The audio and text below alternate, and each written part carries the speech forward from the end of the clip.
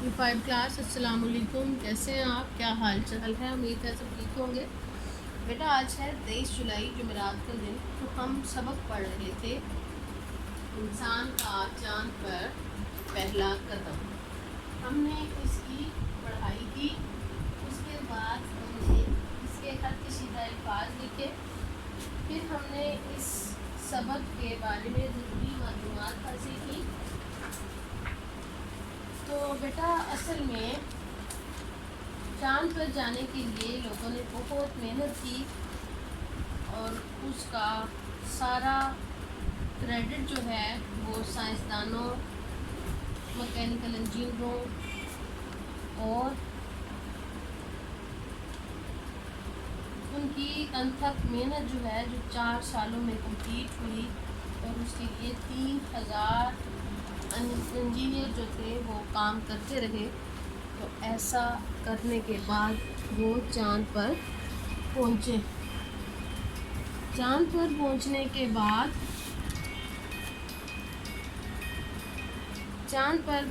के बाद उन्होंने अपने आप को करदीना कर लिया। उसके बाद फिर बाकायदा अपनी ज़िंदगी का आगाज़ किया। तो हमने अपनी उर्दू की किताब के सबक चांद पर पहला कदम को पढ़ा। पढ़ने के बाद हमने उसके सवालों के जवाब किए जो कि हमें इस बात की आगाही देते हैं कि हम तफ़हीम की प्रैक्टिस कर सकें। तो बेटा उसके बाद हमने जुमले लिखे। जुमले लिखने के बाद हमारे पास अपनी किताब के कुछ हिस्सों में से कुछ ऐसी चीज़ें आ जाती हैं जिनको बयान करना और उनको सीखना हमारे लिए ज़रूरी है। तो बेटा हमारी किताब के सफ़ा नंबर 81 पर हमारा सवाल है, सबक में से 5 मुरक्कब अल्फाज चुन कर लिखिए। तो बेटा हमने ये पिछले अपने एक चैप्टर में पढ़ा था, मुरक्कब अल्फाज किन्हें कहते हैं। तो मुरक्कब अल्फाज ऐसे अल्फाज को कहते हैं जहाँ 2 अल्फाज का मजमुआ हो तो उस लफ्ज़ को का दूसरे लफ्ज़ का मुरक्कब बन जाता है। जिस तरह संगे मील, खलाबाज, खैर मकदम, कुरायर्स, नुमाइंदा। तो बेटे मुरक्कब अल्फाज ऐसे अल्फाज होते हैं जो लफ्ज़ों से मिलकर बनते हैं, मसलन खुद गर्ज, पुख्ता इरादा वगैरह। ठीक है। इसी तरह हम अपने किताब के सवाल नंबर 3 पर इसको सॉल्व करेंगे। संगे मील, खलाबाज, खैर मकदम, कर्रा अर्स और नुमाइंदा। अब बारी आती है बेटा मरकज़ी ख़्याल की। तो बेटे मरकज़ी ख़्याल क्या होता है? मरकज़ी ख़्याल भी हमारे पास 2 अल्फाज का मजमुआ होता है। मरकज़ी ख़्याल, मरकज़ी मतलब मरकज़ कि इसका असल लुब-ए-लुबाब क्या है, ख़्याल कि शायर या मुसन्नफ़ क्या कहना चाहता है। ये 2 लफ्ज़ों से मिलकर इसम का लफ्ज़, इसम और मुज़क्कर इसमें शामिल होते हैं।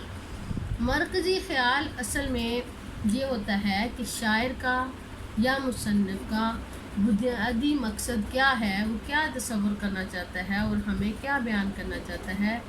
कोई शायर या मुसव्विर अपनी कहानी और नज़म को लिखते हुए अपना मेन थीम क्या बयान करना चाहता है।